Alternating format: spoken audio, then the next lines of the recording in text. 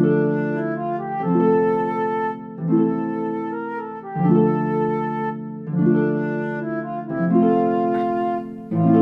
and welcome to Treasure Trove. It's a interstitial podcast that occasionally comes out instead of Creature Club. In it, rather than talking about the monsters of Dungeons & Dragons, we talk about the magic items in the Dungeon Master's Guide. We're keeping our old style though, so we're going through it alphabetically, and this week we are going through the bees. I am Daniel, and I am joined by Mikey DC. Hey everybody, Mikey DC here. Tim can't join us for this one because he's been flown off to overseas. He's flown off overseas, not to overseas. We sent him overseas to go recruit new talent for Creature Club. Yeah. Clubhouse. Yeah, Creature Club is going to become like a bigger operation. We're going to have like 70 people on the podcast. It'll be a very, very bad podcast. It'll be very bad. It'll be all crosstalk. We're really looking forward to it. It's sort of a fun new idea. Yeah, no one's done that before, so it's real fun. No one's really shot their own podcast in the leg like this before. This is a really new opportunity. Yeah, it's a good idea. Yeah. So Daniel, how are you tonight? I'm pretty good. It's quite late. This is probably the latest we've ever recorded. I think so, yeah. I have my family are yelling downstairs because they're just having a good time. And that's good. And I'm like, you know what? I got a podcast, so I'm going to do this. So I'm glad that we're not worried about waking them. That's good. Oh, yeah. I'm happy about that. So yeah. So, yeah, we're doing bees today of it. I didn't get to join you for the last one, but I listened to it, and it was a very fun podcast. So I was like, I want to do that. So let's do it. All right. So do you want to do the first item then? Yeah, excited boy? Because it's a great one. It is. It's the first bee is the bag of beans. It's a wondrous item, and it's rare. I'll read the description because it's kind of a crazy one. Inside this heavy cloth bag are 3d4 dry beans. The bag weighs ½ pound plus quarter pounds for each bean it contains. If you dump the bag's contents out in the ground, they explode in a 10-foot radius extending from the beans.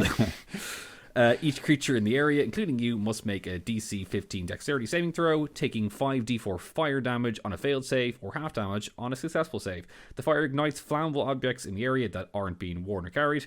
If you remove the bean from the bag, plant it in dirt or sand, and then water it, the bean produces an effect 1 minute later from the ground where it was planted. The DM can choose an effect from the following table, determine it randomly, or create an effect. And this is where the meat of this thing comes from. So, Daniel, let's hear the first effect. Okay, these are awesome. So the first effect is just on a 1. This is a D100 table, and only if you get 1. So 1 in 100. 5d4 toadstools sprout. If a creature eats a toadstool, roll any die. I just love that. Roll any die. On an odd roll, the eater must succeed a DC 15 Constitution saving throw or take 5d6 poison damage and become poisoned for an hour. On an even roll, the eater gains 5d6 temporary hit points for an hour. I just love... This is probably one of the only times in the whole of like all of the 15 books where it just goes, roll any dice. Yeah, you got like loads of dice in front of you. Just like, I don't know, pick one up, just roll it. I don't know, man. Quick question, DC. If you were going to roll any dice, which would you pick? Ooh, I don't know. D12's good. Actually, I was going to say the same thing. D12 doesn't get used enough, and it's a good dice. It's in great shape. Yeah, you use it for like, I don't know, what do you use it for? Great axes? Yeah, great That's axe. kind of it. Yeah, it's good. It's a nice shaped dice because I was playing. It is. I was playing a game today actually of recording, and I just was looking at the dice. I was like, you know what, this is cool. But yeah, you know what? Our friend Jack, who plays with us, has like crazy dice. Like, what is it? Oh my god, yeah, a D64. Yeah, which is like a golf ball, yeah. It's a golf ball, but there's numbers on it. Imagine rolling that, like... Oh, that'd be fun, yeah. And then there's the D24, which is fun for calculating what time it is. Yeah. Quick. Just, if you have one of those ridiculous number dice, then I guess this is one of the only times you can use it. Yeah, that's a good point, actually, yeah. But, okay, number 2 effect. Or do we want to talk about that effect at all? Do we have anything to mention about that one? I think it's just supposed to be exactly as chaotic as it sounds. I think it's supposed to be that a bunch of mushrooms grow out of the ground and you eat them, and then sometimes you're like, I feel terrible, and it's like, you ate mushrooms coming out of the ground, man. And then if otherwise you eat them and you feel much better. The one thing I will say is you actually get a pretty good number of them. 5d4 that averages to about 10. So you can get that effect 10 times. So yeah, it's pretty good. Like, they wouldn't be a terrible thing to eat. I don't know, like, eat like 3 of them before a fight and hope you get lucky with the temporary hit points. Yeah. Try to get the temporary hit points one after you get damaged or before you get damaged. Okay. So number 2, this is you roll D100, and if you get 2 to 10, so anything between 2 and 10, but a geyser erupts and spouts water. Beer, berry juice, tea, vinegar, wine, or oil. DM's choice. So DM's, you pick that one. 30 feet into the air for 1d12 rounds. So this is it. I think if I read this, I would immediately, like, because we've done this already in Treasure Trove, I would just be like, I like what you're suggesting, but it's mayonnaise. Yeah, it's mayonnaise. Yeah, it's a geyser of mayonnaise. Yeah, and that's just like, that's a bit gross, to be honest with you. Mayonnaise coming out of the ground, like that. That's actually a good point. For the record, actually, this is some cool follow up. So obviously, if you've listened to our previous episode of Creature Club, if you've listened to the previous Treasure Trove, also listen to our previous episodes of Creature Club. They're probably pretty consistently good. We covered the alchemy jug because we were covering the A's. And the alchemy jug, one of its options is producing mayonnaise. And DC, I found out why that is. What? So when they were writing the 5th edition Dungeon Master's Guide, the air conditioning went out in the office. And so they basically got they got kind of a heat madness in them. And like when they were told to write the list of things that the alchemy jug could make, they wrote like a terrible list that didn't make sense. And like after they fixed the AC and had a more reasonable day with a reasonable like temperature, they reviewed this terrible list and like as a reference and kind of because it was so funny, they kept just the mayonnaise and then made the rest of the items like normal things that you might use. Is that true? That's a story I read online, so obviously that's like that might not be true. But that's a good story. Like it's a great story. You might be able to find more information online, but that's just what I read, and I just thought that's wonderful. It's just. Here's a fun game. Here's a fun Treasure Trove game. Let's see how many times we can like put mayonnaise into our magic items somehow. All right, let's move on though. We have a lot of items to get through. So number 3, Daniel, go ahead. Okay, 11 to 20, so about a 10% chance. A treant sprouts. See the monster manual for statistics. We haven't got there yet because Creature Club is alphabetical too, but we'll get there. There's a 50% chance that the treant is chaotic evil and attacks, which is. I just love this list. It's like, okay, mushrooms that might kill you, a geyser of mayonnaise. That's a crime. That's an action. Like police will come and arrest your characters if you do that. Yeah. And then a treant shows up and just caves your head in. I didn't check my character sheet. I'm secretly chaotic evil.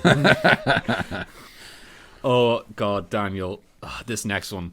Yes, this is art. Yeah, myself and Daniel read this before, and we just did not stop laughing about this. Let's read it for you guys. Okay. Fucking good. So this is 21 to 30. An animate, immobile stone statue of your likeness rises.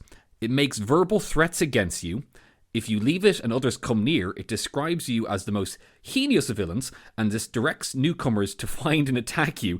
If you are on the same place of existence as the statue, it knows where you are. The statue becomes inanimate after 24 hours. So this is just like a statue who comes out, who looks like you, and just throws shade about you, and just it's so fucking good. It's really good.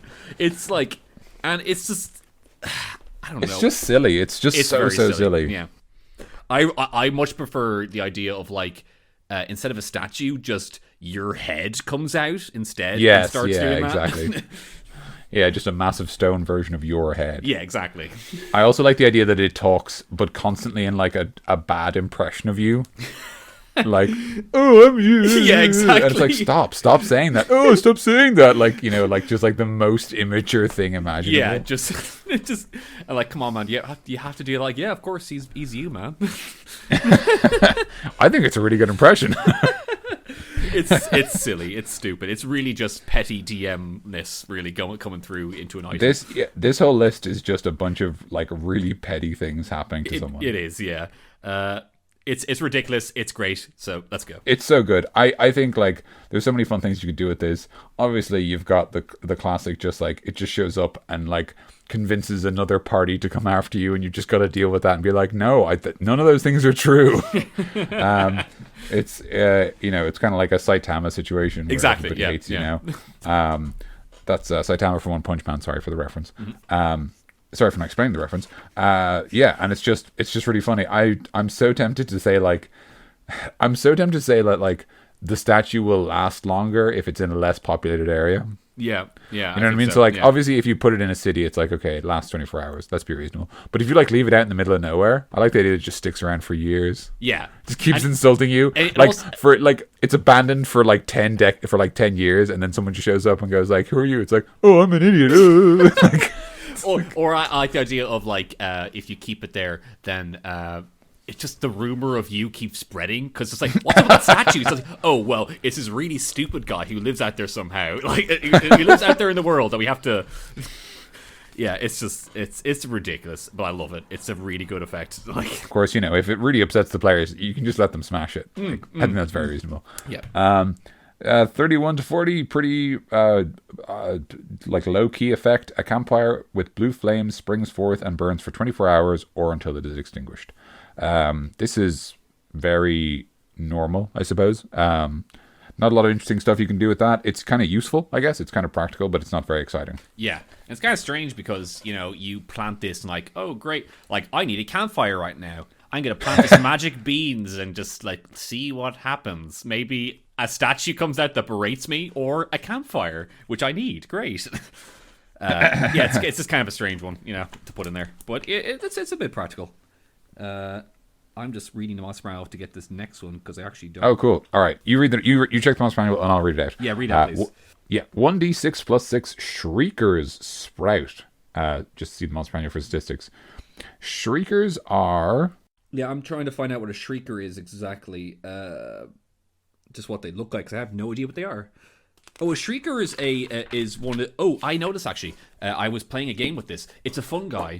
It's a fungi. It's a mushroom that shrieks noises if you kind of step on it, and it kind of, I guess, it's good for alerting people that are in the way, and it can kind of cause fear as well because people hate the sound of it.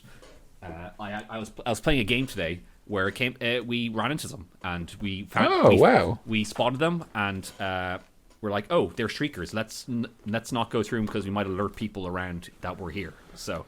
I see. Also, if you run into them, there's like a fear effect to it because they sound so realistic that they're almost terrifying. I see. Yeah. That's cool. So those are actually kind of practical. Yeah. Like if you use them right, they just let you get alerted if someone walks through here. But again, kind of low key, like the campfire. Yeah, and it's also funny because it's in the same campaign that's a pirate campaign that our friend Owen's doing. And he made a colourful cast of pirates for us to love. And there's a goblin in the crow's nest on the ship called Shrieker, where whenever he sees anything, he just shrieks. So just like, you see some Shriekers, like the goblin or the goblin, or the fungi. Like, okay, cool. My son, the planet, or me? Yes. This next one is really good. Okay, 1d4 plus 8 bright pink toads appear. Whenever a toad is touched, it transforms into a large or smaller monster of the DM's choice. The monster remains for 1 minute, then disappears in a puff of bright pink smoke. This is just so good. That's good. It's just so good. It's not even a CR, it just says large or smaller. Yeah, you can just do anything. You know what's large or smaller? What? A vampire. Yeah. You know what's large or smaller? A mummy lord. You know what's large or smaller? Like it's so good. Do you know what's large or smaller? Your player characters. Your player characters. You know what this reminds me of? Do you remember? This is a weird. This might be a bit of a deep cut, and I apologize. Do you remember in the Pokemon anime? Yeah. In the first season, when it's like the one that like the first that's like season that came out, so not too far. But you remember there's the episode where they like have to deal with the ghost Pokemon. Yeah. And there's like the Ghastly who talks with the weirdly like posh accent. Yeah. And at one stage, it has like a ghostly group of Pokemon show up, but like they're just actual Pokemon, and it's using like illusions.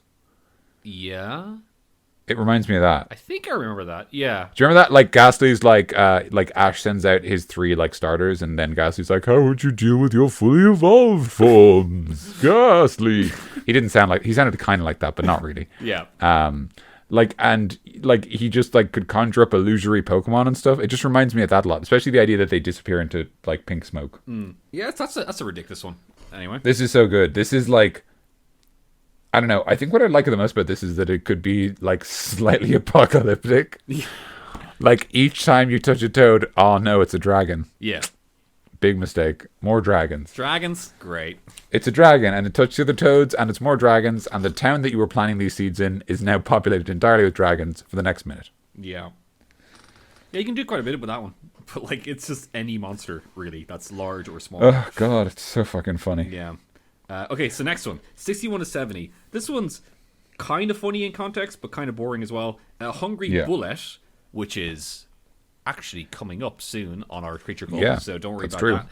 Otherwise known as a land shark. Yeah, they're kind of like a land shark, burrows up and attacks. So yeah, it makes sense that you plant something and like a land shark comes out and attacks you, which is funny. But it's also just, hey, a monster attacks you.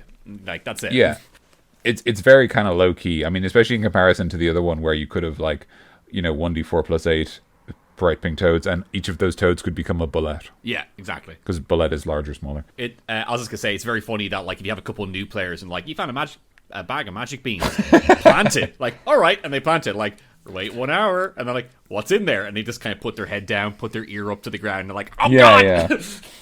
I mean, yeah, like, I guess the cool thing about the bag of beans is that you don't even really need to tell the players that you plant them to get a magical effect. Yeah, exactly. You know, like, they'll just know that that's what they're supposed to do. I like that. I like that, like, you don't have to be like, this is Frostbrand, it works like blah blah, like, you know what I mean? It's exactly, like, yeah. It's a bag of magic beans, and if the players ask you, like, what do you do with them? It's like, I mean, what do you think you do with them? Exactly. Like, like, they're like, everyone knows Jack and the Beanstalk. They want to plant them. Exactly. Something's going to happen when you plant them, Okay, next one is actually pretty cool. I like this one a lot.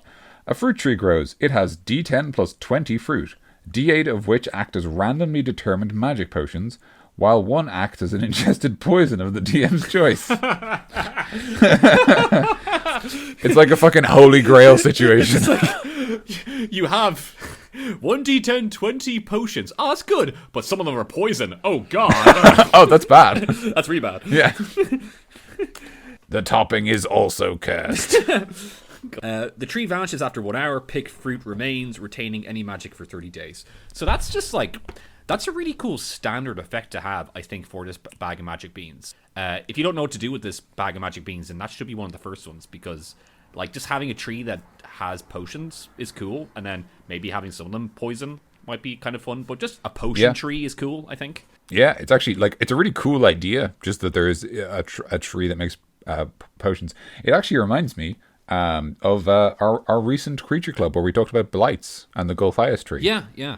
I won't over-explain because I want our listeners to go listen to that as well. But yeah, it's actually kind of similar to that idea that, like, there are trees that produce magical effects. Yeah. What was I going to say? Yeah, actually, this is something I just realized when you said this would be a kind of a good default effect. What you could always do when you're using the bag of beans is, obviously this is a bag and it has a rolled number. It says 3d4 beans. But if you wanted to, you could always just give your players a single bean. Yeah. You could just roll once on this table and say that they find a single bean.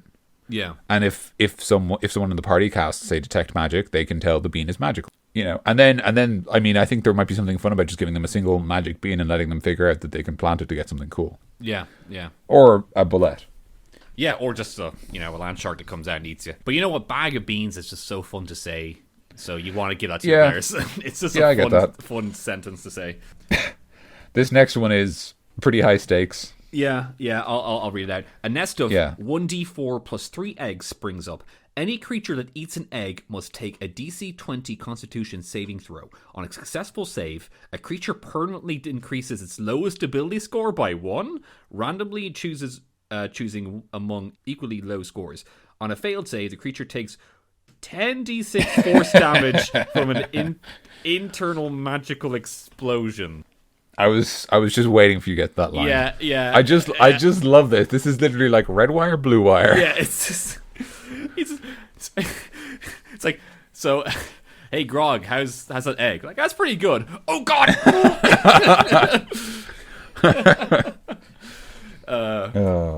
That's a good one. Let's continue. It's very good. Let's continue on. We need to get through some. Sorry. God, yeah, we haven't. Okay, sorry. A pyramid with a 60-foot square base bursts upward inside a sarcophagus containing a mummy lord. Hey, he's back from earlier. Yeah. The pyramid is treated as the mummy lord's lair, and its sarcophagus contains treasure of the DM's choice. Now that's fun. This is just fucking rad. This is just unbelievable. This is almost the best one in the sense that, like, okay, your players have used a magic item, and hey, now you have like the next 2 games sorted out because you have a sweet adventure in a dungeon. You got a great side quest there. Yeah, the players literally made a dungeon. Exactly. That's cool. There could even be something fun where like because of the fact that it's not like leveled, right? Like it's always a mummy lord, and your party might be really low level. You could have something fun where like your party's too low level, but they want to go in the dungeon. So like maybe you impose some sort of rule on the mummy lord, so that like they have to like really slowly like stomp down the corridor after the players or whatever. Yeah. And like if they ever get caught, they're dead. But like the mummy's so slow that as long as the players are clever, they'll never get caught. Yeah. That could be fun. That's cool. All right. And finally, 100, a giant beanstalk sprouts, growing to a height of the GM's choice. The top leads where the DM chooses, such as to a great view, a cloud giant's castle, or a different plane of existence. So, you know what? Jack and the Beanstalk. There you go. Literally Jack and the Beanstalk. Once again, that's another adventure hook. The players happen to get a bag of magic beans. Cool. They plants one of them. Then you know what? Let's just do Jack and the Beanstalk. Let's just go. Let's literally do Jack and the Beanstalk. Yeah, like right now. Or like to another plane of existence. Just do something like that. It's like you have an adventure hook there. You can do whatever you want with it. I absolutely agree. The one thing I would say is that in this it says like, oh, the Beanstalk could just lead to like, oh, this is a lovely view. Like this is a 1 in 100 chance. Don't make it. Don't make it that. Don't do that. Yeah, really don't. Or else you're like, it's a lovely view. Oh crap, a dragon's attacking us. Now that would be heckin' cool. Yeah. So in terms of stuff that isn't listed here, obviously the dragon's a great one. Another cool one would be steal from James and the Giant Peach, where they sail across the ocean in a giant peach. Yep.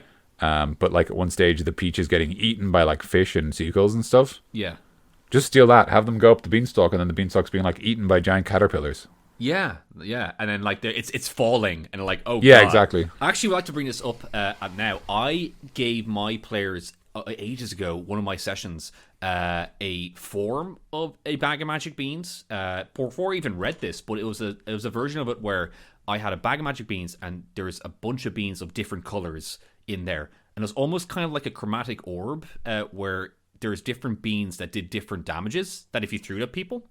Oh, that's cool. And I had like one for each like certain type of damage in there. Not one, like maybe like 2 or 3 of each damage. And the players just like took one out and did it. I guess it's a nice little like thing you can throw at people, and it did like a magical explosion of that damage. So if you want to do something like that, if you really want to, that's what I did a while back before I even read this. So there you that's go. Awesome. There's an idea for you. I was only going to say, and if you aren't sure about this table, if you look up a Dragon Magazine 171 on page 95, there is a table for your magic beans, and it's a D100 table, but there are 100 different entries. There are literally every number. Wow.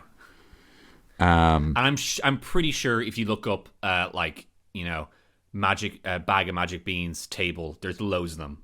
I hope so. Yeah, that's a great absolutely. idea. I'm sure someone on Reddit has done that before.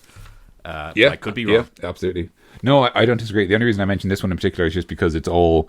There's actually a cool thing here where, for example, on this table from Dragon Magazine, the the first entry at 001 is identical to 001 here in the Bag of Beans in the Dungeon Master's Guide. It's toadstools. Oh, wow. It's toadstools. It says 10 to 100 of them grow from the ground, and they have a 50%. They have a 50% chance of being poisonous, or a 50% chance as being good berries, as per the 2nd level priest spell. This is before they called them clerics. There you go. Wow. But yeah, sorry. I just thought that would be kind of worth mentioning. It even has a 101st entry. If and the 101st entry is that the bean from the bag of beans sprouts another bag of beans. It's like perpetual beans. Yeah, you thought you got rid of all these beans, didn't you? No, there's more. There's more beans.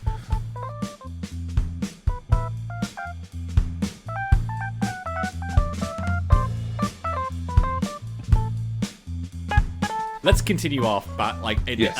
As much as I love this podcast to be a bag of magic beans podcast, we've got more items to go through here. So let's go on. Would you like to tell us the next one? Yes. Okay. The next one is the Bag of Devouring. It's a wondrous item. It's very rare, so it's appropriate for only a very high level party, which is good because this bag superficially resembles a bag of holding, but is a feeding orifice for a gigantic extra dimensional creature Turning the bag inside out closes the orifice. The extra-dimensional creature attached to the bag can sense whatever is placed inside the bag. Animal or vegetable matter placed wholly in the bag is devoured and lost forever.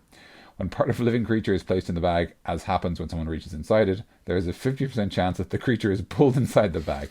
A creature inside the bag can use its action to try and escape with a DC strength check.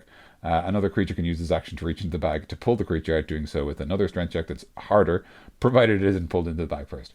Any creature that starts its turn inside the bag is devoured, its body destroyed. Inanimate objects can be stored in the bag, which can hold a cubic foot of such material. However, once each day, the bag swallows any object inside it and spits them out in another plane of existence. The DM determines the time and plane.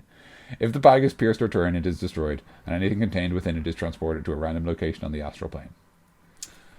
So this is just a terrible thing to do to your party. Yeah, it's just, yeah, God. Like, you know, you give it to your players and you're like, what do I do with this? Maybe stuff someone in there, like, to kill them, I think. Maybe. Jesus. And it's terrible, but, you know. What I was going to say about this item that's actually kind of cool is that, like, this obviously resembles, like, cursed items, right? Like the armor we covered before, the armor of vulnerability that is cursed. But it doesn't have the curse rule. It is just literally an item that is just, like, bad. You know what I mean? Yeah, yeah. Like, there's no curse. It's just a bad item. Yeah, and it's a really good, like, you know, it looks like a bag of holding, which is the next item, so don't worry, we'll get to that. We'll tell you what it is in a sec, but if it looks like that, I'm like, oh, cool, it looks like, I guess it's a bag of holding, and they put something in there, and it just eats it. And then it's a trick. It's literally a prank item, you know? Like, so the two things, so I was going to say, the two things I'll say about the bag of devouring is, based on how I read it, this is an item that a creature, like, so the idea is it's the feeding orifice for a gigantic extra-dimensional creature. So my assumption is that this creature, whatever it might be in your setting, this creature, like, makes these bags. You know what I mean? Yeah. Like, it makes them and puts them in the material plane so that adventurers will collect them and use them. And the other thing I will say is that, as well as being that, which is obviously, like, you know, it's kind of, I guess the thing about it is it suits a certain type of game. Like, I think there's something kind of interesting about the idea that, like, there's this bag, but rather than being a bag, it's actually the mouth of a terrible creature, and, like, it just waits in a dungeon for someone to collect it because it knows that'll happen eventually, you know? But I also like the idea of leaving this thing in a bad guy's lair because he's left it as a trap for the party. Yeah. And I think that like, I do think that sort of actually suits some kind of some villains. I do think I might say that, like, I might not kill people so quickly with it. Yeah.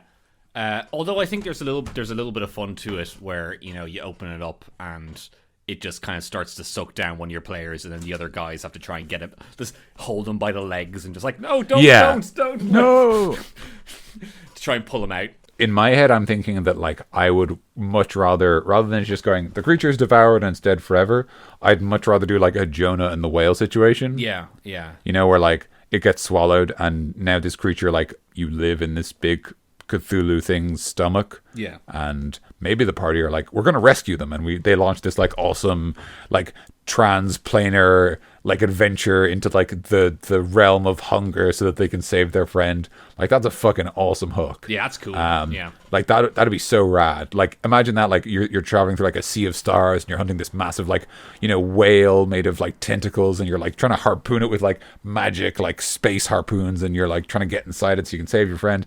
Like, that'd be fucking cool. I'd be pumped to play. That's a heckin' good campaign there, Dan. Please steal that, because I would love to be in that game. But yeah. like, you know, like, so, but obviously, like, whoever gets eaten gets a new character for the adventure. Yeah. And you know what, like literally double down, make that new character. Say to the person who got eaten, all right, for this adventure, you're gonna play like the captain of the spaceship. Yeah, you get to be in charge. Yeah, you're gonna save your old character. That'd be really cool. It kind of reminds me of the Monstro world in Kingdom Hearts. Oh yeah. Monstro from Pinocchio. I mean, yeah, I was actually thinking of Pinocchio as well. But yeah, that could be cool. And you could even have a thing where, like, you know, the bag devours one party member, and like maybe you don't say like, oh, its body is destroyed. You just say like, oh, they're gone. And like, there could even be a really cool moment where like the party decides to go in after them. You know what I mean? Yeah. So like now the whole party jumps in here, and now they've got to like do like a monstro section where they got to get out of like this massive creature's stomach. Exactly. It's also kind of a cool way, like if you wanted to go with this idea that's almost like a portal to the astral realm, then like whatever, if your players have like, okay, we have to get to the astral realm somehow. Oh, this is a cool way. I have a bag of devouring. Let's hop through here. Like I don't really like maybe a wizard, maybe like a really like smart wizard can be like, oh, well, that bag can bring you there. Like, really? I thought it just eats you. Like, nope, it actually brings you to the astral plane, astral realm. Okay, let's hop in there then. And you dive in, and then you're in there somehow. And that idea, DC, you just mentioned gave me an idea. And this is something that you should. This is kind of cool. This is the kind of thing that I would be inclined to read out the whole description for the item for, or give it to the players. So the cool thing about this is it says that like, if someone goes inside the bag, they have a chance of being pulled in, and then they have to make a strength check, and if they can't do it, they're stuck inside there. And other creatures can try to make a strength check to pull them out, but if you start your turn in the bag, then you are basically, you are devoured immediately, it says. But it also says, if the bag is pierced or torn, it is destroyed, and anything contained within is transported to a random location on the astral plane. So if you know your friend is in there, and you know it's a choice between getting eaten by whatever's in there, or the astral plane... Yeah. You know what I mean? Because like all you have to do is stab it with a dagger, which every party member has, presumably. So like you're like, I'm not strong enough to pull you out, but I am strong enough to break this bag. And then you break it, and now your friend, rather than being eaten, is actually just drifting through the astral sea. And you're like, okay, we need like an astral sea plane. So yeah, do you know anyone cool? Like, like when it comes to all the multiverse, I think the astral plane is kind of one of my favorite ones. I think just kind of a dream world. That's kind of it's just got a great name. It's got a great premise. It's just really cool. It's one of the cooler ones. Anyway, yeah, that's the bag of devouring. Let's keep this going. Bag of holding. This item, it's a classic item. If you haven't heard of it yet, then I am happy that we are the ones introducing it to you. But bag of holding, wondrous item, uncommon. This bag has an interior space considerably larger than its outside dimensions. Roughly 2 feet diameter at the mouth and 4 feet deep. The bag can hold up to 500 pounds, not exceeding a volume of 64 cubic feet. The bag weighs 15 pounds. Regardless of its contents, retrieving an item from the bag requires an action. If the bag is overloaded, pierced, or torn, it ruptures and is destroyed, and its contents are scattered at the astral plane. If the bag is turned inside out, contents spill forth unharmed, but the bag must be put right before it can be used again. Breathing creatures inside the bag can survive up to a number of minutes equal to 10 divided by the number of creatures, minimum 1 minute, after which time they begin to suffocate. Placing a bag of holding inside an extra-dimensional space created by Heward's handy haversack, portable hole, or similar item instantly destroys both items and opens the gate to the astral plane. The gate originates where one item is placed inside the other. Any creature within 10 feet of the gate is sucked through it. Sorry, that's good. Sucked through it and at a random location in the astral plane. The gate then closes. The gate is one way only and can't be reopened. So, bag of holding, classic item. Great thing to give to your players if you don't want to care about carrying capacity or like inventory. Yeah. It's just if you didn't really understand what I was saying there, it's a bag that you can just. It looks small. It's a TARDIS bag basically. It's Mary Poppins bag. It's a small, like, easy to carry bag, but it can easily carry like much more stuff inside it than it should be able to. Exactly. Yeah, that's it. That's definitely it. It's great for just like, oh, I have like, let me just take out all this stuff I have in my bag. It's a brilliant item to give your players. It's just your players would, like any group of players would love a bag of holding. It's just a classic item. It's brilliant. It's a great item. It's one of the best. It's a great item. It's so convenient. It's so manageable, and it's I think it's one of those great items that's like it's actually very manageable in terms of like how powerful it is, but it's also very inventive, and it rewards players who are creative and who think about it. Yeah. Like, just an obvious piece of perspective, right? The bag doesn't ever weigh anymore, but it can carry 500 pounds. If you just filled it with like water, you could like immediately flood any room you're in. Yeah. Just by turning it inside out. Like that's a great example of a use of a bag of holding that I've never seen a party use, but I still think it could be done. And I think it would be really interesting, and I would love to reward that kind of thing. And of course, I love the fact that it has the rule that if you combine it with another extra dimensional space, like another bag of holding, you immediately create basically a gate, a black hole, effectively, to the astral plane that everyone within 10 feet just gets pulled into. There is no saving throw. There is no resisting this. You just go to somewhere else. Yeah. Which I love. I love the fact that basically any party with 2 bags of holding has a last Hail Mary. Yeah. Right? You're losing against the dragon, like the Draco Master of the realm, and you're like, shit, we're running out of like HP, and like Grog is almost dead. All right, guys, I know that we don't like the astral plane that much, but let's all go there for a while. We have to go there, man.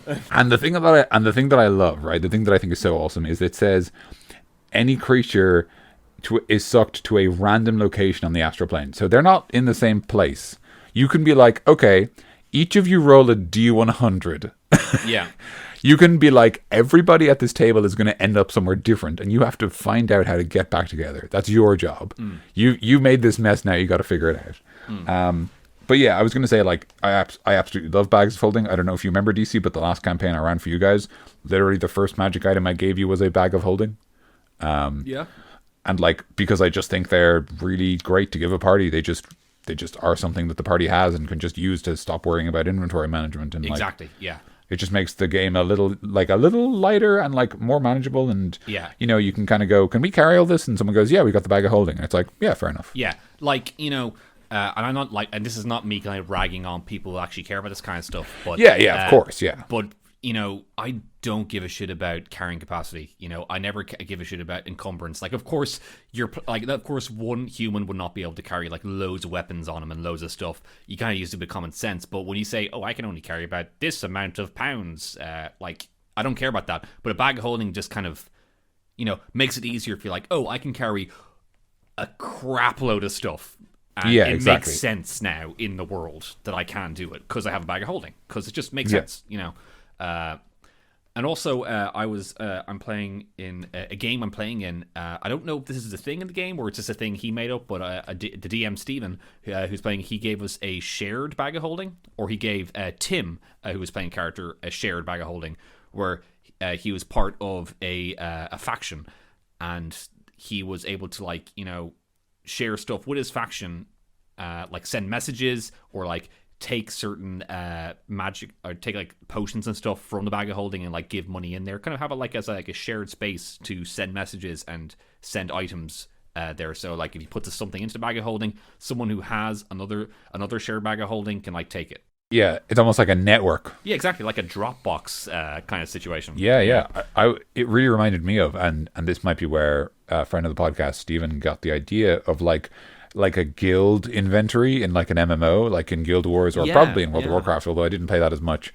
Like the idea that like you create a guild and you have like this inventory that anyone in the guild can access, and there's not really, like, obviously they might have rules, but it's fundamentally just this kind of shared shared resources that everyone can kind of contribute to and take from if they need. Yeah, exactly. I think so. I don't want to hold on bag of holdings too much because I think a lot of people have heard about them and stuff, but I just want to leave you on just one trick. Bag of holdings, any breathing creature in there will be suffocated after 1 minute. Think about what will happen if you're playing like a Warforged or like a Shard Mind or something that doesn't breathe. Yeah. Have a think about that. Or just literally be a necromancer, build 20 crawling claws, and then put them in the bag of holding. Oh, that's awesome. And wait for a party to find it. That's awesome. Or hang it from a roof, and when the party come in, shoot it with an arrow. Yeah. If you shoot a bag of holding with an arrow, it breaks and everything falls out. Cool. So Daniel, next one. Okay, bag of tricks. Another wondrous item. It's uncommon, so just like the bag of holding, it's great for a low-level party. This ordinary bag made from grey, rust, or tan cloth appears empty. Winky face. It doesn't say that in the book. That's that's me doing some editorial work. That's weird though, because mine actually has a winky face there. I guess my book's just coming on to me. It was very good. Reaching inside the bag, however, reveals the presence of a small fuzzy object. The bag weighs 1/2 pound, so it weighs basically nothing. You can use an action to pull the fuzzy object from the bag and throw it up to 20 feet. When the object lands, it transforms into a creature you determine by rolling a d8 and consulting the table that corresponds to the bag's color.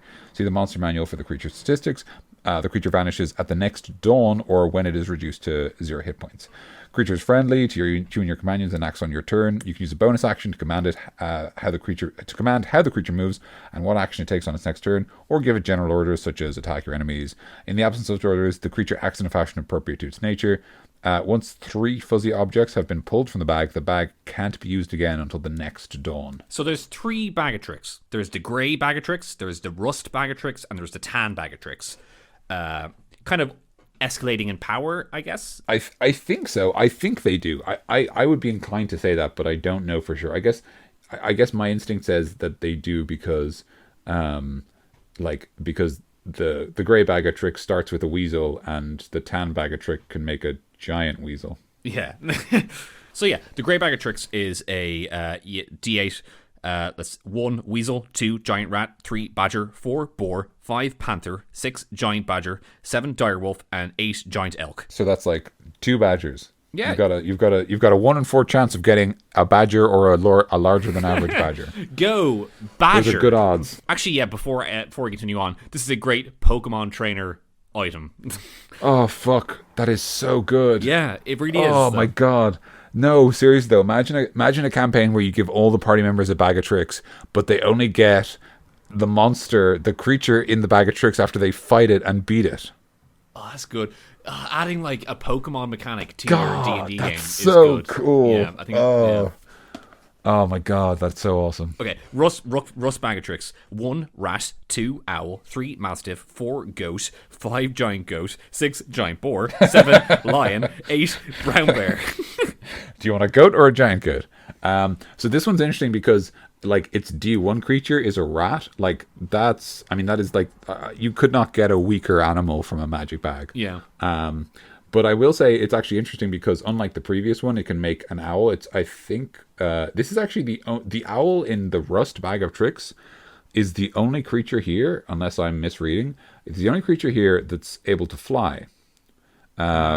Which is interesting. Seems that way. Yeah, I think so. So that's interesting because that basically means that like it's like the owl is probably the best if you want to send a message, is what I was thinking, because it's like fast and it's able to ignore terrain and such. But that's, I don't know, just an interesting aside. Tan bag of tricks, the last one. 1 jackal, 2 ape, 3 baboon, 4 axebeak, 5 black bear, 6 giant weasel, 7 giant hyena, and 8 tiger. So I think this is kind of the tan bag of tricks feels like the power animal bag. Yeah. I don't know if you'd agree with that. Like all these animals, they don't really have a lot of utility. They're all just kind of dangerous. Like yeah, I'd say that. Like they're all kind of like actually like monsters. They're not monsters, they're animals. But you know what I mean? Like they're things that the party might be threatened by. Whereas like I feel like the other 2 bags have a tendency to have like, you know, creatures like weasels and rats where you're like, this is no good. Yeah. This does nothing for me. But yeah, it's interesting. I like these bag of tricks. One thing I really like about them, and this is something I feel very strongly about in general, I love items where you have them forever. Yeah. Does that make sense? So the bag of tricks gives you 3 animals per day forever. Yeah. And none of the animals are that dangerous. I would guess the highest CR on these 3 tables would be like a CR1 monster, like maybe the black bear is CR1 or the brown bear. And that's a guess. I actually don't know, but I would assume that like that's as high as it gets. So realistically, nothing on this table is that dangerous. Nothing on this table is that likely to disrupt any sort of machinations you have as a dungeon master. But it's just something the players always have. And I think that's just really cool. Yeah, and like the longer the longer the players have it, like the longer they have like to figure out ways to use this, because it's just a bunch of animals they can call like Pokemon, and like what can I do with these guys? Like it will come up, like moments will come up like, oh well, I can get an owl to send out a message for us, or I can get a rat to crawl into this little hole to like scout the area, you know, like there's a bunch of stuff you can do with these guys, you know, like yeah, absolutely. Like and also one thing I might suggest is so like this is just literally off the top of my head, this could be kind of fun depending on the type of party you have, is I would say okay, like I would look at all these 3 tables and I'd kind of get the feel of them, and then I would make different tables. Like for example, I might make a table where there's more emphasis on aquatic creatures, like a blue bag of tricks, because Yeah. all these are kind of, or I might make a white bag of tricks, which is like all birds, it's all different kinds of birds, and maybe the biggest one is like a giant eagle or a rock, Yeah. something the whole party could ride on or something like that. I like to hope that was kind of the attention that they were making with the bag of tricks, where you can make your own table. Yeah, I totally agree. And I was also going to say that even in general, I think depending on the kind of party you have, they might have a lot of fun if you didn't tell them what the table was. Yeah. If you said you guys find a red bag of tricks, right? It's not one of the colors here in the Dungeon Master Guide. It's a new color. And you just tell them, whenever you roll, whenever you use it, I will tell you what monster you get. And if you pay attention and write them down, you'll have a list pretty quickly. And if you don't pay attention, you'll keep being surprised. And I think there's a type of player who would find that really rewarding, that process of discovery, right? Like every time they use this item, they might learn a little more about the item they're wielding.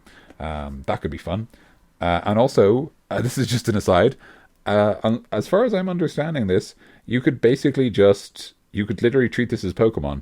You could literally, at the start of the day, because the creature vanishes at the next dawn. So at the start of the day, you wake up, you take out all 3 items, and you throw them out. You get 3 random animals. Yeah. And they just follow you for the rest of the day because they're friendly and they keep obeying your commands. So you just got 3 animals. That's pretty cool. Like, I know it's not related to anything, but that's pretty cool. Yeah. Next one. Yeah, let's go to the next one. The Bead of Force. Wondrous item, rare. This small black sphere measures 3/4 of an inch in diameter and weighs an ounce. Typically, 1d4 plus 4 beads of force are found together. You can use an action to throw the bead up to 60 feet. The bead explodes on impact and is destroyed. Each creature within 10-foot radius of where the bead landed must succeed a DC 15 dexterity saving throw or take 5d4 force damage. The sphere of transparent force then encloses the area for 1 minute. Any creature that then failed the save and is completely within the area is trapped inside the sphere. The creatures that succeeded on the save or are partially in the area are pulled away from the center of the sphere until they are no longer inside it. Only breathable air can pass through the sphere's wall. No attack or other effect can. An enclosed creature can use its action to push against the sphere's wall, moving the sphere up to half the creature's walking speed. The sphere can be picked up and magically cause it to weigh only 1 pound, regardless of its weight or creature inside. This thing is so fucking rad. Yeah. I love this damn thing. You basically get to hamster ball an opponent. Exactly, yeah. Which is incredibly cool. Does the sphere make it smaller, or is it still the same size? It's a 10-foot radius sphere, so it's about it's a 20-foot diameter. So it's big enough to hold like a huge creature, I think. Yeah. So like a giant would fit. It'd be cramped, but it would fit. God, I love this item so much. I love that. Okay, first of all, I love the fact that you get a group of them. You get 1d4 plus 4 generally. Okay, so you get a bunch of them. I know this item says it's rare, but I would ignore that and just give it to whatever level party you want. Yeah. Like because as always, if an item is an expendable resource, the party only have it for so long, and the more they rely on it, the faster it goes away. First of all, it's a fucking cool thing, right? You throw it at an enemy, you trap them in a bubble, you beat up all their friends, and then when the fight's over, you let them out of the bubble, and then you say, all right, we're going to ask you some questions, and if you resist, we're going to put you back in the bubble, which is hilarious. Second of all, you can just use this on yourself. Yeah. You can just be like, bead of force, and smash it in your own hand, and then take the 5d4 force damage and be trapped in a bead for the rest of the fight. Because it says, only breathable air can pass through the sphere's wall. No attack or other effect can. If you're like, okay, well, how do we get through this ocean of magma? I've got an idea. And that's great because, you don't say that originally, but a clever player will find that out. It's just so fucking cool. Like literally, as soon as I read that, I was like, wow, no attack passes through. Like, that'd be pretty useful. Yeah. This item is really cool. It's so fucking awesome. It's the kind of item, by the way, that would be really good to start off giving to a villain that the players steal from them. Because you can imagine the injustice of the players are fighting a tribe of orcs, and one of the orcs is like, bead of force, and like catches the rogue in a bubble, and the rogue's like, "What the hell? Let me out!" and then the orcs just carry it away because it only weighs 1 pound. They just run off with this bubble with your friend, and you're like, "No, give that back. That's ours. That's our rogue. That's our You rogue, can't take man. him." I do like the way you're doing it, Dan. By every time you use it, you have to say "beat of force." Oh yeah, sorry. No, by the way, it has a spell-like component where you have to yell "beat of force" You when you throw have to it. yell.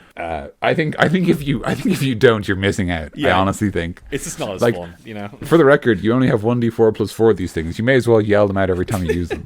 Beat of force.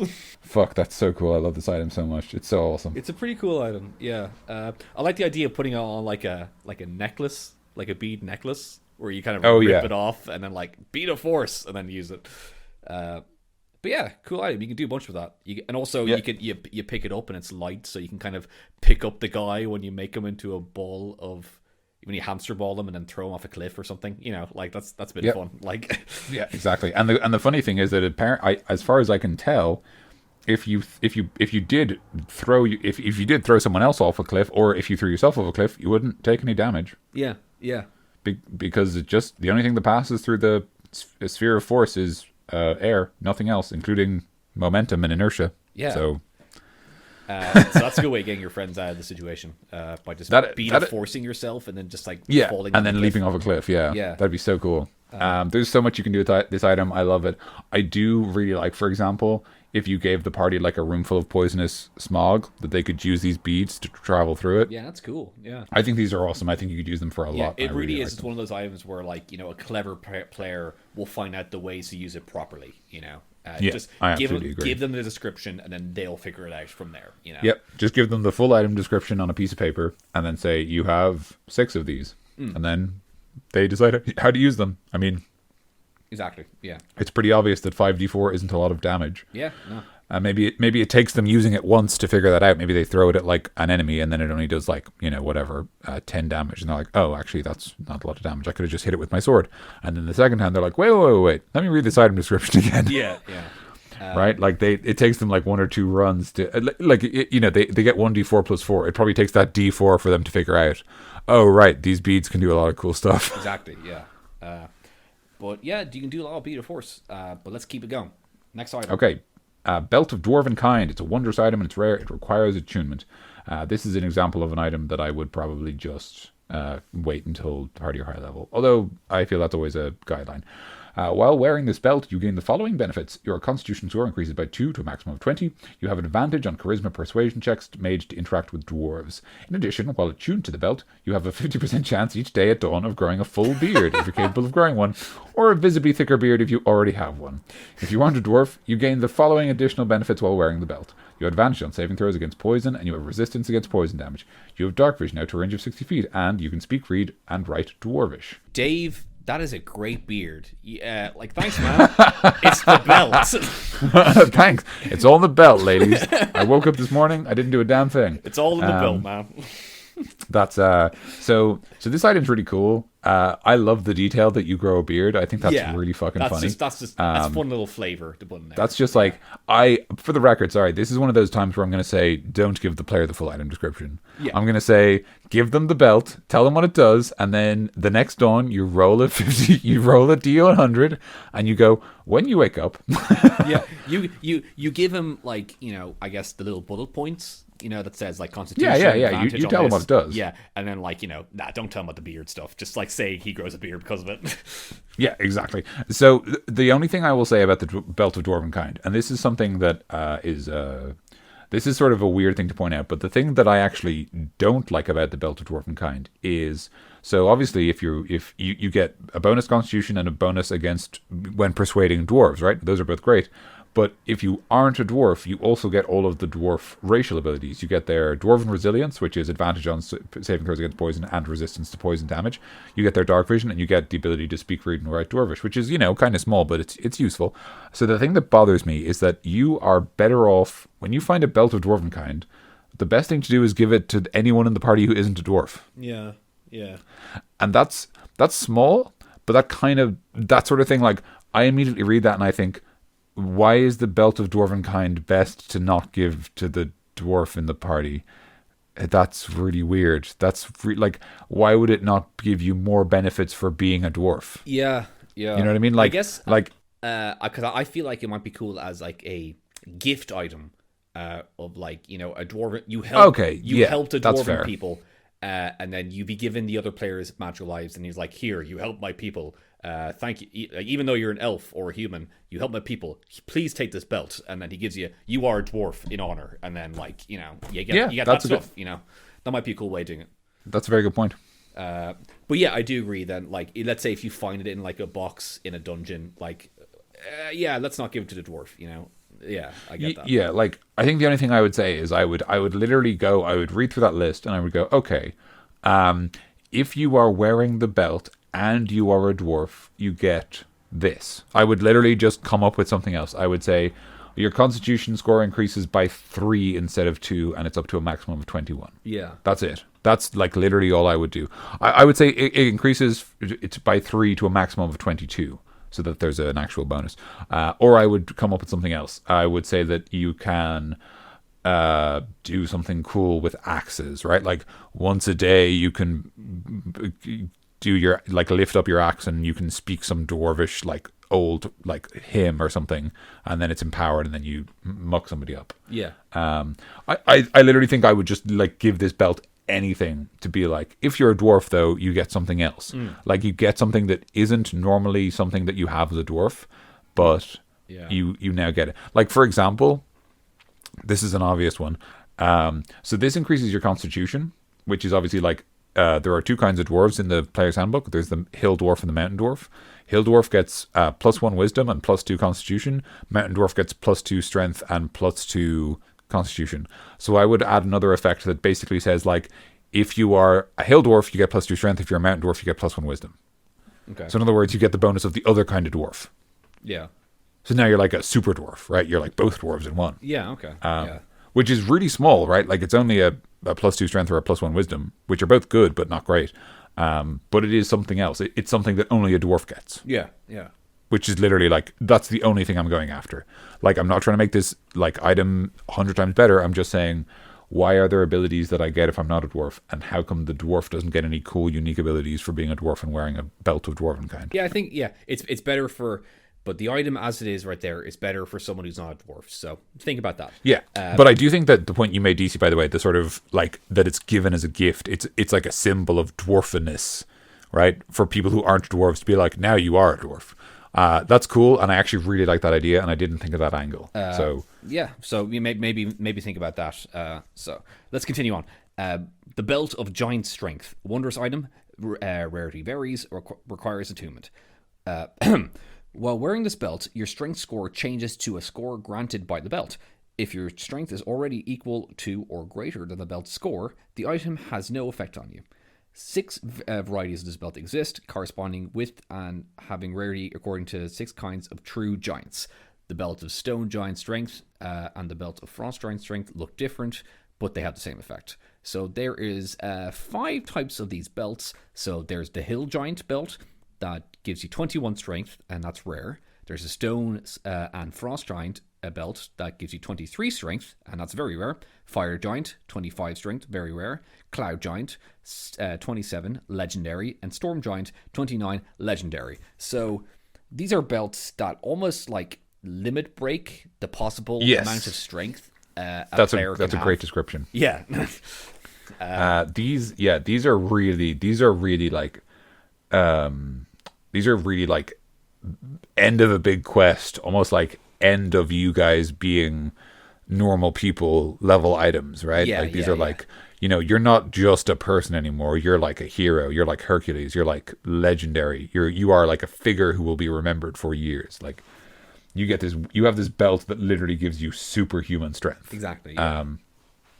It is interesting to me that each of these strengths is like an odd number, and it's the number where you don't get the modifier. You know what I mean? Oh yeah, yeah. So like you get like +5. You have like a +5 modifier when you have 20 strength, and you also have it when you have 21 strength. But this gives you 21 strength, and the same is true for every other level. Like you always are like the higher of the two in that bracket. Yeah. I don't know why that is. I can't say. I just thought it was interesting. Yes, it's kind of a strange one.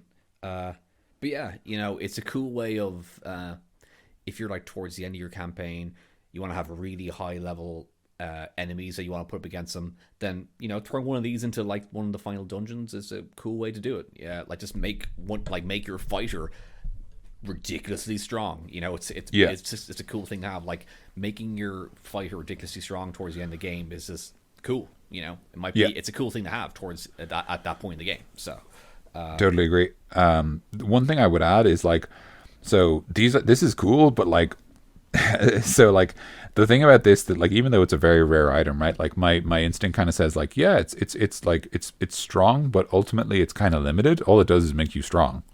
Yeah. Like, you know what I mean? Like there are rare items that are like, you can teleport to the plane of angels and get a bunch of angels to beat up all your enemies. Like you know what I mean? Like comparative, this is like you're really good at punching things. Exactly. Yeah. Which is kind of manageable, I guess. Like I don't want to diminish it as an item, but I was thinking like, what could be cool if you want like a low level party to have access to this thing, or like just give them an idea that it's there. I would say come up with like a really like cool, like low level optional villain who's like a side villain in your story, but they've got like this belt that like gives them super strength, and like everyone knows because they always brag about how strong they are because of their belt, and they never take it off and they just beat up everybody. Yeah. And so like the party like know this guy, this villain is dangerous, and like don't necessarily like need, in inverted commas, to defeat them for any reason, but they know if they did, they get that sweet belt with that and with those big arms, like, you know what I mean? So maybe they want to go after it. Yeah, that's a cool way of doing it, actually, making it like a reward item where this is why the bad guy is so strong, and that you can always loot it off him when he dies, and you'll have it yourself. Like. Yeah, and the other thing I would say is that this is another great example of, right, like the belt of any of these is really good, but if you give your party just one, that's fine. Like, okay, one of the 5 members of the party is now strong. Yeah. Okay. Okay, well, in that case, the orcs are going to beat up the wizard for a while.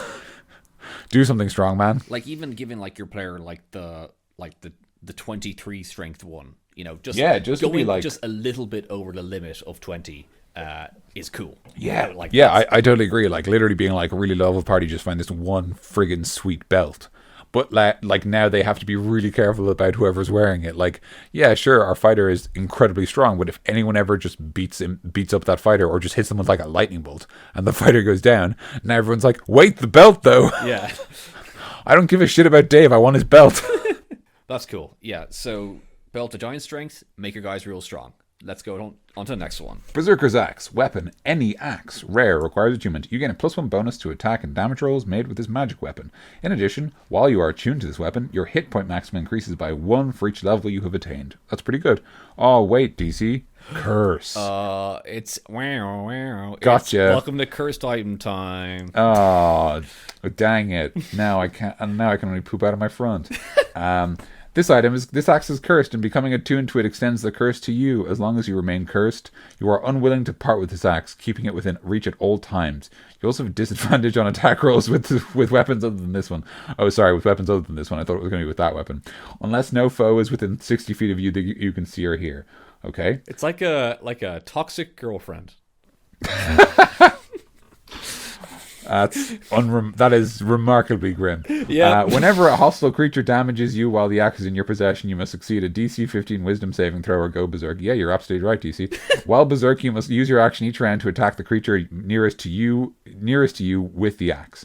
If you can make extra attacks as part of the attack action, you use those extra attacks, moving to attack the next nearest creature after you fell your current target. If you have multiple possible targets, you attack one at random. You are berserk until you start your turn with no creatures within 60 feet of you that you can see or hear.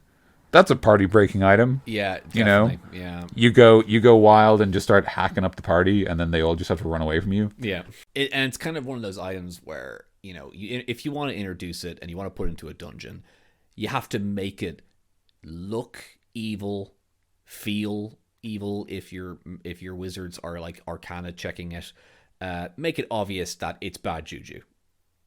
Yeah, I think so. Or like give it to a party where you know that like they can handle the curse. Yeah, like, you know what I mean. Like give it to a party where you're like, okay, well, I'm going to be giving them a cursed item, but I think this is the kind of party that's smart enough to deal with it. Or like, I guess another way to put it would be like, is your party willing to deal with cursed items? Because like, I think I'm the kind of player who, if a cursed item is cool and dramatic, I'll just be like, fucking awesome. Like, like, what's that? Grog's gonna hack me to bits in my sleep. Radical. My new character is a cleric, by the way. I'm never letting that happen again. But like, you know what I mean? If it's like a cool moment, and if it's the kind of party where like people aren't upset about getting cursed items, I think that's really cool. Yeah. What was I going to say? Blah, blah,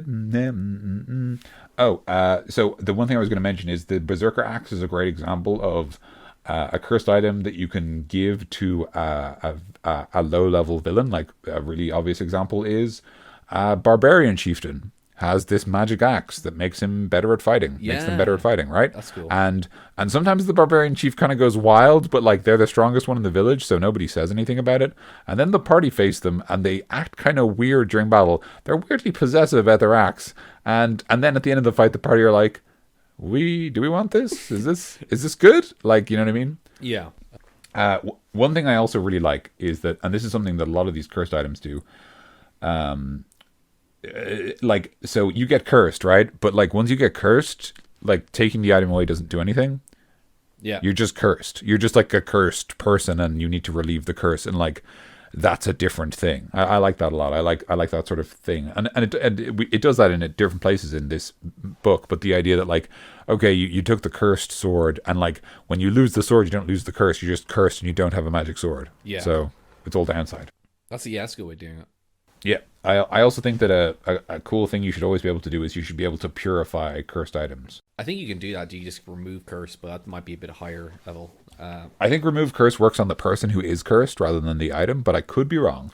Because I think a lot of these items are like, you can get rid of it and remove curse, but maybe I'm wrong actually. But yeah. Well, the only thing I was going to say is like, if it isn't already a thing, I think that it should absolutely be a thing. I don't know how exactly you do it. I think it varies from item to item.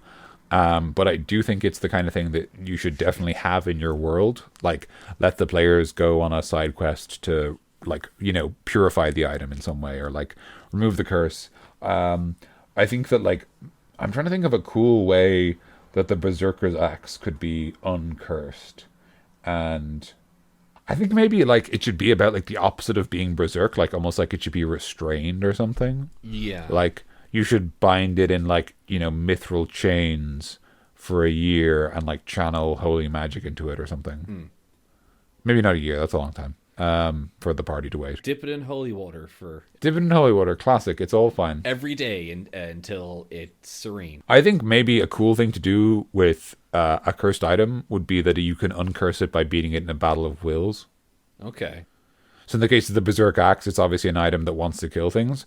So you like turn the axe on yourself, and so the axe is trying to get you to kill yourself, but you have to like beat the axe, and if you win, it's like yours, right? Like you've like defeated its like ability. Clever. Yeah. So like maybe like you hold it like above yourself, like you lie back on a table and you hold it above yourself, and you like, it kind of tries to lunge for you, and you have to like fight back, and you know you have to like, or you just hold up to your neck and just like, you know, just yeah, exactly, like that simple, and you're like if I don't control this, it will kill me. Like that'd be cool. That's cool. Berserker axe, angry axe that wants to kill other people. Next All item. right, boots. Sorry, is it? Yeah, it's your turn. I'll go. Boots of elven kind. Wondrous item, uncommon. While you wear the boots, your steps make no sound, regardless of the surface you are moving across. You also have advantage on dexterity stealth checks that rely on moving silently. So this item, simple item, but super cool to give to like a rogue. You know, any of your stealth guys. You know, it's just a cool, simple item. Yep, they're very cool. They're as like other items, they are uncommon, so that you can give them to a nice low level party. This is definitely a great example of like an item you could give as part of a first kind of quest reward, because, you know, it's not going to break the bank. Nobody's going to go hog wild with a pair of good boots, but like, hey, magic item's awesome, right? Yeah, like, it's a really good, like, simple magic item. Boots of levitation. These are even easier. Wondrous item, rare, requires attunement. While you are wearing these boots, you can use an action to cast the levitate spell on yourself at will. And the levitate spell makes you levitate. Levitate spell is you can levitate, but you cannot fly. So what that basically means is you can go up or down, but you cannot go horizontal. If you want to go horizontal while casting the levitate spell, you need to push yourself off something else or pull onto something else. You can levitate, you can go up, but you can't come back down again. It's kind of like no, you can go back down. You can just only go up and down. It's kind of like almost like a anti-grav boots, like, but you need to like push off like a rock wall or something if you want to move. Basically, that's cool. Yeah. It is cool. I will be honest. I don't think these are great. I don't think these are a great item. Yeah. It's kind of like, there's better versions of this, of like flying, that you can take from other items. Yeah. Like I guess I just feel like boots of levitation are just kind of like, all right, you go up. Okay. Next. All right. Boots of speed. Wondrous item. Rare. Requires attunements. While you wear the boots, you can use a bonus action to click the boots' heels together. If you do, the boots double your walking speed, and any creature that makes an opportunity attack against you has disadvantage on an attack roll. If you click your heels together again, you end the effect. When your boots properly have been used for a total of 10 minutes, the magic ceases to function until you finish a long rest. And that's it. So yeah, these are pretty simple. They make you faster, and they make you so fast that it's easy to avoid opportunity attacks. They're kind of a version of the haste spell. Yeah, like our in Steven's game, the game I was talking about, our friend Rob, a friend of the podcast, he plays a monk, a dragonborn called Rack, who has a pair of these boots exactly. And when he uses them, he just goes super fast. And I like to when Creature Club is great for its stupid references, but do you know in Naruto when Rock Lee takes off his training weights and he goes super fast? Of course I know that. Yeah, I know, of course, but just for our friends at home, it's that. He just goes so fast. Fair enough. But so I'm just like, Rob, can you just say, instead of using those boots, can you just say that you take off your training weights every time? Like, yeah, I'm always taking off more weights. Yeah, it's just it's great. But it's great for for monk characters, for rogue characters. Once again, it's a nice simple item you can give to your players, but it's a pretty handy item. It just makes them faster and makes them cool. So, any comments, Daniel? On that one? On the boots of speed, I can't think of anything in particular. I think they're very straightforward. I like that you click your heels together. That's fun. Yep. But yeah, like they double your speed, and any creature that attacks you with an opportunity attack has disadvantage, and that's kind of it. I mean, they're very simple. This is a cool example of an item, and I think I say this a lot, and I think it's always true. But I apologize if it sounds boring. Boots of speed are a great example of an item that you give to a villain. That's good. Not the main villain. You give them to like a side villain, because the moment you tell the party, like, okay, well, they attack you and then they run away, and the party goes, and the player goes, oh, do I get an opportunity attack? And you go, oh yeah, you get an opportunity attack, but it's with disadvantage. Yeah. Right? And they go, wait, what? And also, saying like, he clicks his boots together and now he's moving faster. Like, those boots must do something then. They know that. So when they kill him, he's just like, I'm taking those boots. They're mine. I think I wouldn't reveal the trick. I think I wouldn't let the villain click their heels on screen effectively. I think I'd have them do it before the fight starts.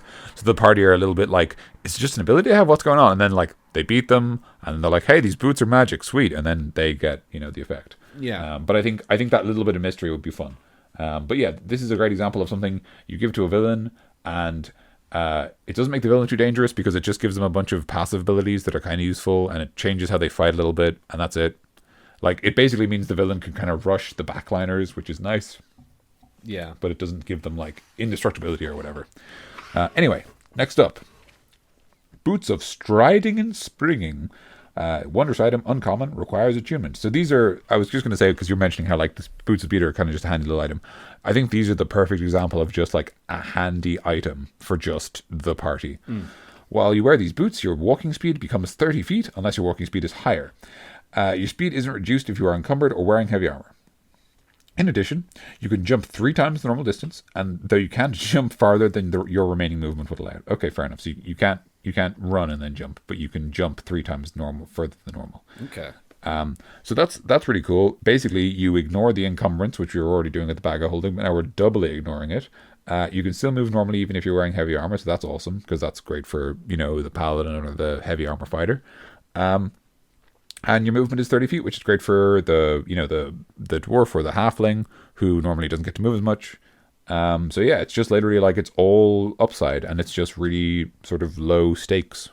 So this is just a great item to give party really early on, and they just have it. Yeah. It's just handy. Yeah.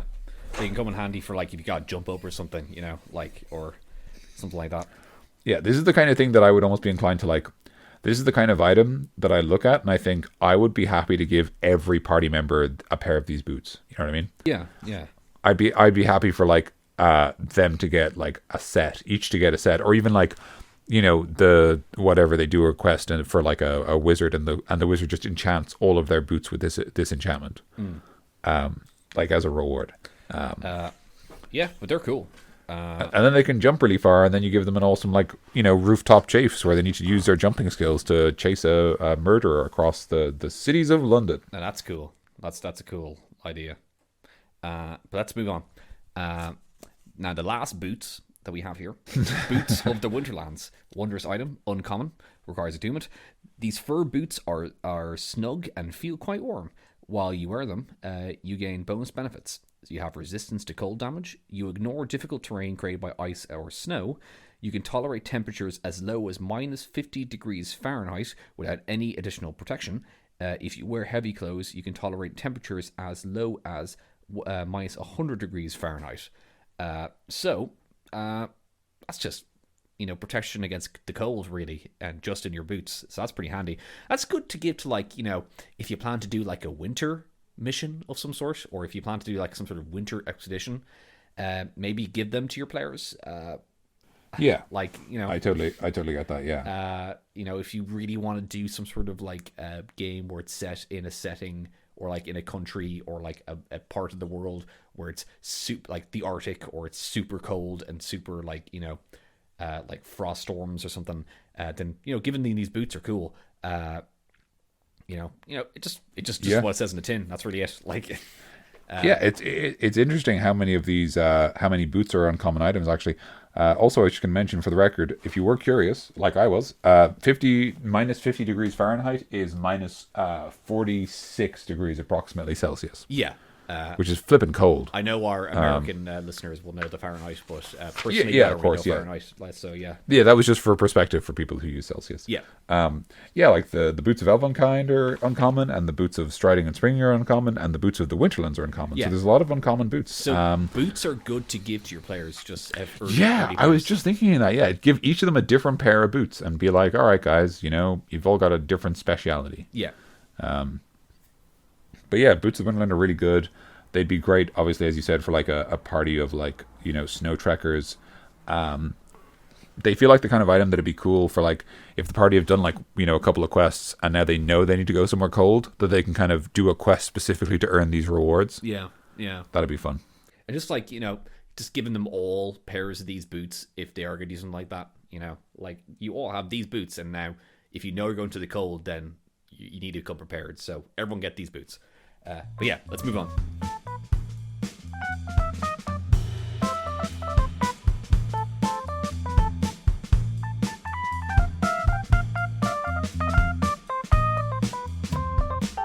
Okay, Bowl of Commanding Water Elementals. Wondrous item, rare. While this bowl is filled with water, you can use an action to speak the bowl's command word and summon a water elemental, as if you had cast the Conjure Elemental spell. The bowl can't be used this way again until the next dawn. And then it just gives the dimension of the bowl. It's 1 foot in diameter, half as deep, it weighs 3 pounds, and holds about 3 gallons. Okay. So this is flipping rad. Yeah, that's cool. Actually, I think it's a cool item to give to an enemy, actually. That's a good villain, or not even villain, not main villain, but just any bad guy. Giving them this is cool because, they hold out this bowl, they get a friend to help them fight, like a water elemental, and then if you beat them, like, I might take that bowl for myself, Yeah. I totally agree. And I was just going to say, this comes back to something you mentioned before, how you feel like, in general, Dungeons & Dragons doesn't have enough, like, summons. Yeah. This would be a great way to like give your party a summon,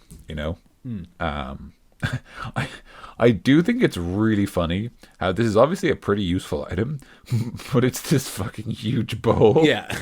It's this like foot in diameter bowl you gotta like lug around with you everywhere you go. I don't know, I know it's not actually that big, like, it's probably, you could hold it in 2 hands. What's in the bowl? Just wait, man. It's just so. It's just something about that's so funny. It's so like, it's so unwieldy. It's like kind of silly in a way. Yeah. Like, it's like, yeah, this. No, trust me, this is the best way to do it. It can't be done. There's no better item for this. Like, I couldn't use a staff or a wand. I have to use this whole bowl. Hey, can I borrow your water skin, by the way? I used mine already. I was thirsty. I drank all my water. So it's a bowl and it commands water elementals. Players might find it handy because you get to summon a friend, and that's really it. Nothing too much to that, Yeah, I think it's a very straightforward item. I think it's pretty cool. I think it's kind of funny. But if you don't want to do a bowl, do like a goblet, do a amulet. Ooh, goblet's a good idea. Yeah, I like that. You can kind of do anything with that because if a bowl is too like weird to carry around, just like you can make it anything, Yeah, I mean, like, I'll be honest. Even though the bowl is weird, I do like the kind of the sort of like ritualistic nature of a bowl. Yeah. If that makes sense. Like, I like that. Yeah, you know what I mean. Yeah, I can picture leaving him in like a temple or even like a castle actually, where it's just this big bowl in the middle of like a room, and just like, what's that for? Like, and then like when people are attacking, like, cool, time to bring out the big heavy artillery, and then he just pours some water into it, and then an elemental comes out, and then you fight it, Or even you can put that into a dungeon where the villain's running through and just like, all right, time to spring out my trap, and then he just like pours some water into it and then runs into the next room, and then you have to fight this water elemental before you fight the other guy because he's like blocking you from the villain. Yeah, that'd be cool. I only thought I'd mention, just for the record, I'd go over the conjure elemental spell because there's a detail here that's pretty cool. Mm-hmm. It's fairly straightforward. It's not too surprising. You summon an elemental, choose an area of air, earth, fire, or water that fills a 10-foot cube within range. So that's kind of interesting. You have to like be able to point at a big enough location normally. So the bowl kind of skips that, which is interesting. So like normally you need at least 10 feet of water, but you can do it with 1 foot in this case. Yeah. An elemental of challenge rating 5 or lower appropriate to the area you chose appears in an unoccupied space. A fire comes from bonfire, earth comes from earth, blah blah blah blah blah blah. It disappears if it drops to 0 or the spell ends. For the record, the duration is concentration up to an hour. Okay. It's friendly. You roll initiative for the elemental. It has its own turns. It obeys any verbal commands that you issue to it. If you don't issue commands, it defends itself from hostile creatures, but otherwise takes no action. So you do have to tell it if you want it to kill someone else. Now this is the interesting part. If your concentration is broken, the elemental doesn't disappear. Instead, you lose control of the elemental. It becomes hostile towards you and your companions, and it might attack. An uncontrolled elemental can't be dismissed by you, and it disappears after an hour. So, that's pretty cool. Okay, first of all, that's cool because I like the risk involved, obviously. But also, I will say this. I don't necessarily know if that's a great spell, right? Like, I'm going to summon a friend. I failed, and now the friend is killing us. Like that's. I don't know how I feel about that as a dungeon master. But what I will say is, it makes this item very cool because I do like the idea that you use it to cast conjure elemental. Although I don't know if you technically have to concentrate with it, but I do like the idea that you can somehow disrupt that spell, and now the elemental that has been summoned is now hostile to whoever summoned it. Yeah. I think that's just a cool idea. And actually, that'll be funny. That'll be a little bit funny, where it can be almost, if you're fighting like either not a big bad, but just like maybe one of the bad guys' lieutenants who does this trick. It can be almost like a weakness in him, where if you hit him and he has this guy, then the elemental is attacking him. It's kind of like it's like part of the puzzle to defeat the villain. Yeah, exactly. Yeah, might be a bit of fun. Yeah. Next up is braces of archery. Wondrous item. They're uncommon. They require attunement. So another nice low-level item for your early party. While wearing these bracers, you have proficiency with the longbow and the shortbow, and you have +2 bonuses on damage rolls with the ranged attacks made with such weapons. Oh, excuse me. That was sort of made a little bit of a hames of that. Basically, you get +2 damage with bows when you use them for fighting. Yeah, give it to your rangers. Give it to your archers. That's or really don't, because it also gives you proficiency with the bows when you put them on. So you can give it to anyone, and they'll know how to use a bow. Just give it to them. It's handy, They're pretty cool. These are really old, by the way. Braces of archery have been around for a very long time. I'd say so, yeah. Because obviously they're fairly straightforward.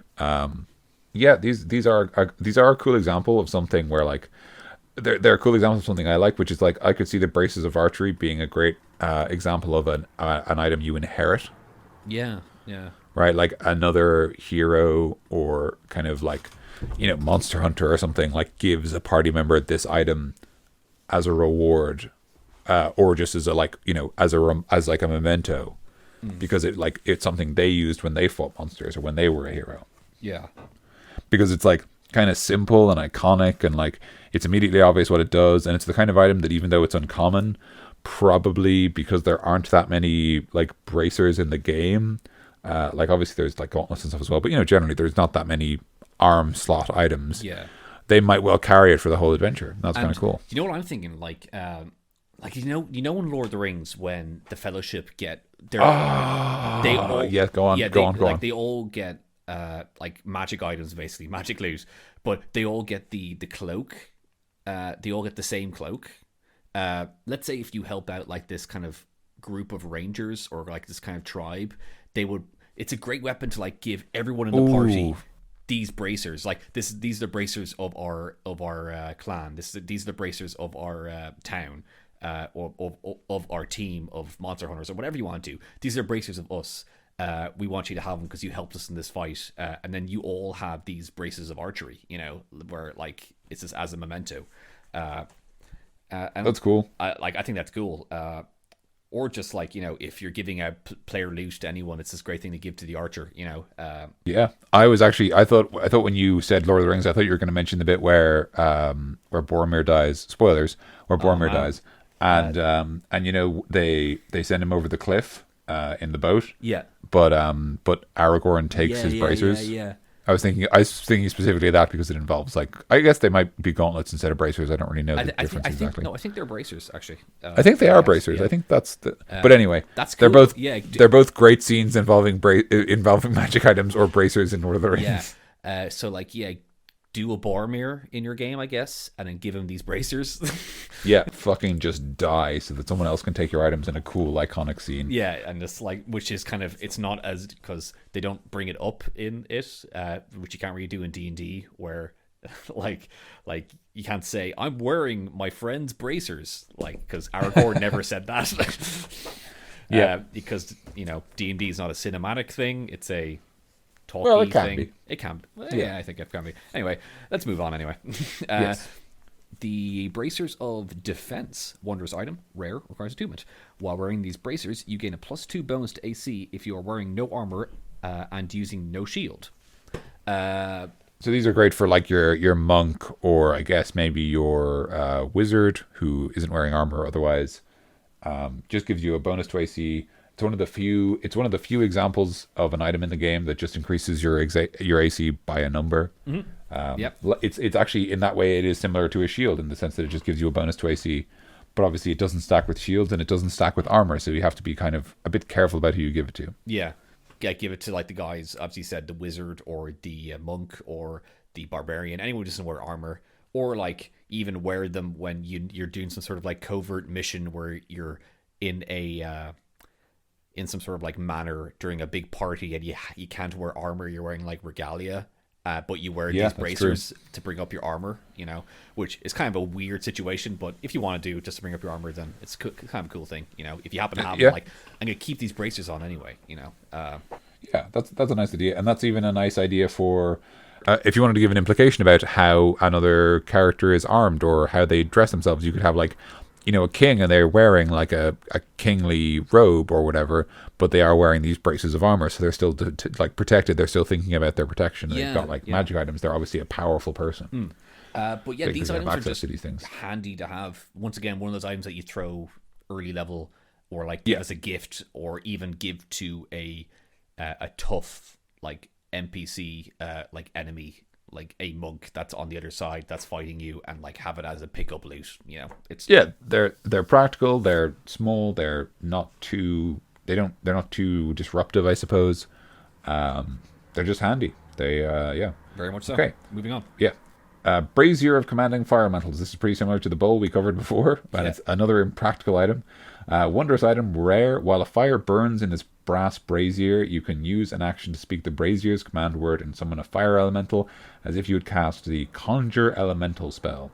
The brazier can't be used this way again until the next dawn. It weighs 5 pounds. Not the dawn, the brazier. Yeah.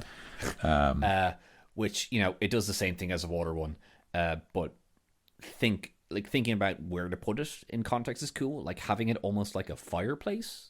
But but sometimes the person who owns it can make like a fire elemental dance around in it and attack you. That's kind of cool, just for flavor and for context. It's cool. Yeah. But it kind of depends on where you put it in your world and what you want to do with it. A really cool idea might be that if your players need to confront like a hag or a witch, you could make it so that their fireplace is actually a brazier of commanding fire elementals. Okay. So the party are like, oh yeah, we'll kill you because you're evil. And then she's like, no you won't. And she points at her fireplace and speaks some like foul tongue. And then a fire elemental leaps out and goes for the party. And you're like, okay, this changed very quickly. This is bad now. Yeah. But again, right, maybe there's some cool thing where the party disrupt the hag's concentration, and now this fire elemental is going rogue in the hag's cottage, and you just leave and let the fire elemental and the hag sort each other out. You're just like, you know what? That's between them and their gods, not our problem anymore. And with a fire elemental, you can do a lot more where he just burns the house down because he's fire. Exactly. Yeah. Like you can do a lot more with that,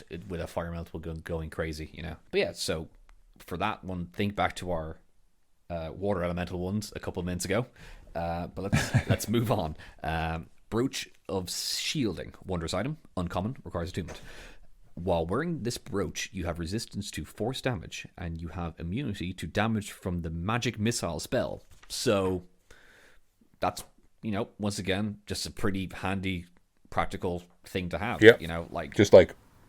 Just you have resistance. Not super exciting. Yeah, not too exciting, but it's a good thing to put in the old treasure room, in the old dungeon, just to have for a player to pick up because it's just practical, Not a whole lot of flavor in there, but it's a good item. Although one thing I do like is as far as I understand it, and I could be wrong, I've been wrong before, I'll be wrong again. As far as I understand it, the shield spell in 5th edition is a reaction that lets you increase your AC temporarily. Yep, that's true. Which is sort of like how it worked in 4th edition, if I recall correctly. If everything in my brain is working well. Cool. So here we go. Shield. An invisible barrier of magical force appears and protects you until the start of your next turn. You have +5 bonus to AC, including against the triggering attack, and you take no damage from the spell Magic Missile. So this is a really old thing.